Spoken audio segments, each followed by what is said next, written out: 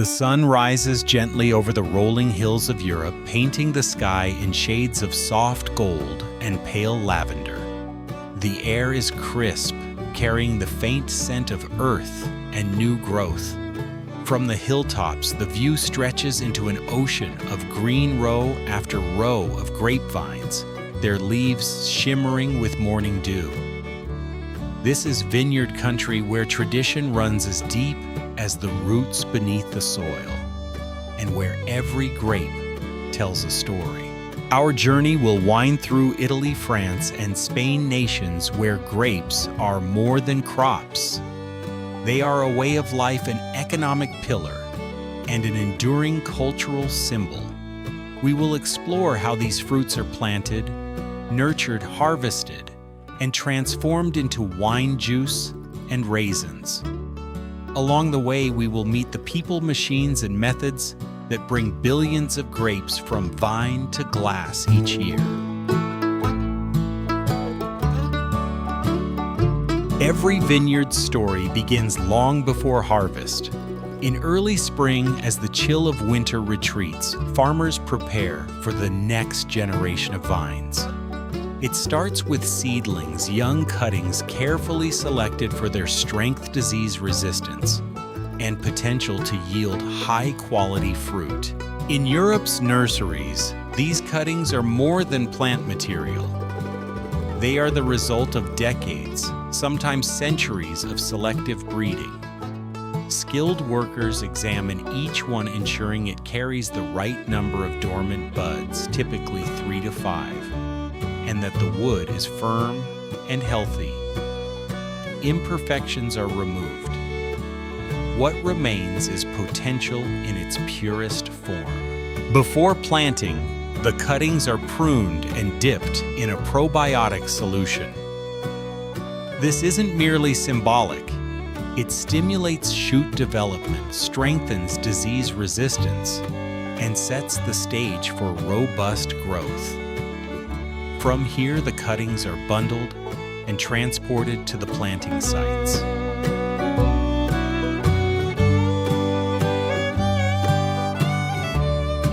Spain holds nearly 1 million hectares of vineyard, about 13% of the world's total. The landscape is as varied as the wines it produces: sandy soils near the coast, clay-heavy terrain in the interior, rocky slopes in mountainous regions. Each terroir gives the grapes a unique fingerprint, influencing everything from flavor to tannin structure. Upon arrival at a grafting facility, the cuttings are sorted again, this time with the help of modern optical recognition technology. Each piece is measured, inspected, and graded for grafting suitability. The Omega grafting method, an industry standard, is used to unite rootstock and scion. This method is precise, reliable, and designed to ensure a perfect fit, enabling nutrients and water to flow seamlessly once planted. The grafted vines are placed into callus boxes filled with coconut coir, a sustainable moisture-retentive medium. They remain here for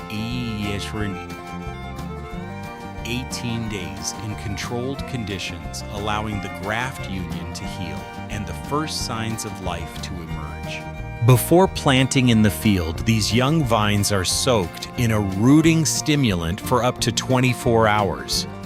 This critical step boosts root initiation, improving the plant's ability to anchor into the soil and draw up the nutrients they will need for years to come. Good grapes come from good soil, and vineyard soil is a science in itself. Farmers meticulously prepare the land by removing weeds, tilling the earth, and incorporating organic matter to improve structure and fertility. Soil pH is adjusted to between 6.0 and 7.5, the ideal range for nutrient absorption.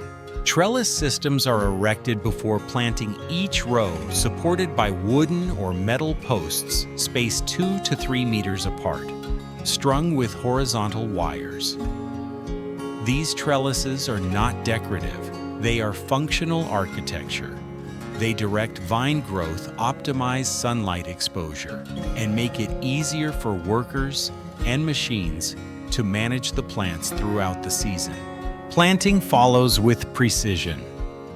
Vines are set into the ground with 1 or 2 buds above the soil surface, spaced 1 to 2 meters apart. The soil is gently but firmly packed around each plant, and irrigation systems are installed to ensure steady moisture during the critical establishment phase. Over the first year, the vines focus on establishing their root systems. Pruning begins early, removing unwanted shoots and guiding the plant's energy into strong, well-placed canes. In Spain, specialized pruning machines supplement human labor, cutting back excess growth at the base where hand pruners cannot easily reach. By late spring, clusters of tiny flowers appear, a delicate, fleeting stage that marks the beginning of fruit set. Pollination occurs naturally through wind, and in some regions with the help of bees. Over the summer months, the berries swell, change color, and begin to accumulate sugars in a process known as veraison. In most European vineyards, grapes take 2 to 3 months from flowering to reach full ripeness.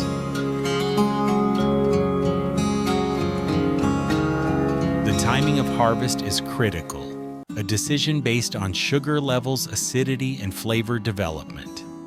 Pick too early, and the wine will be thin.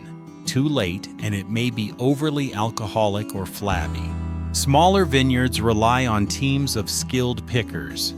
In Italy and France, around 55,000 seasonal workers are employed each year to handle this demanding task. They work in pairs or small groups, moving down the rows with clippers, carefully placing each cluster into shallow bins to avoid bruising. Large flat vineyards can make use of mechanical harvesters. One standout is the Pellenc Grapes Line harvester, capable of collecting up to 600 liters of fruit in a single run. These machines straddle the rows, their U-shaped frames enclosing the vines. Mechanical arms gently shake the plants, dislodging ripe grapes, which fall into collection trays below. In steep hillside regions where conventional machines cannot operate, specialized models like the CH500 ST shine. Built to handle inclines up to 75%, these harvesters move slowly but surely, ensuring fruit quality while navigating challenging terrain. On flatter ground, Broud's 9000 series dominates, offering speed and gentle handling with decades of design refinement.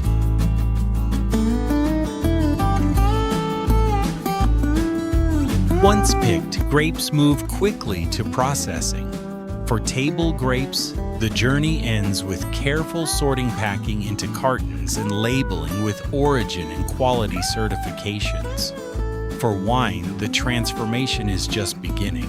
At the winery, grapes are destemmed, removing the woody parts that can impart bitterness. They are then washed to remove dust and debris before being crushed to release their juice. This juice flows into fermentation vessels, stainless steel for crisp, clean styles, oak barrels for richer, more textured wines. Fermentation is a controlled dance between yeast, sugar, and time. It may last days or weeks depending on the desired style. When complete, the wine is filtered, bottled, and labeled ready to age or be sold. Not all grapes are destined for wine.